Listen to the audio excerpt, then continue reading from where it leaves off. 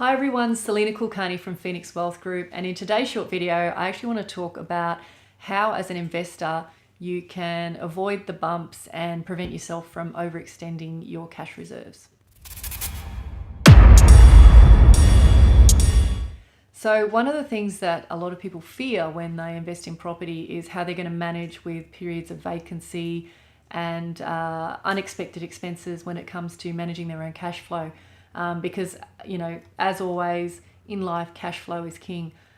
One of the things that, that I personally do that I find really useful from a peace of mind point of view is to make sure I've always got ample cash reserves.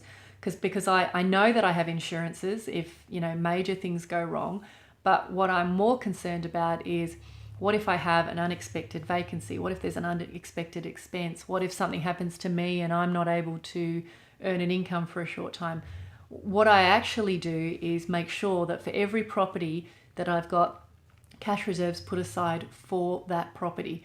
So what you want to do, and I say this very broadly, and depending on how conservative or aggressive you are, you can alter it, is that my rule of thumb is that you should have at least 4 months of cash reserves that would cover 4 months of expenses for your property portfolio, as a whole.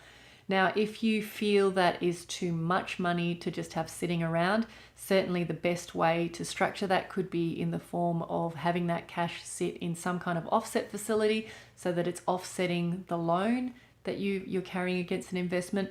But any which way, however you house it, having that cash reserve means that it's going to give you breathing space in the event that something sort of unexpected goes wrong very quickly.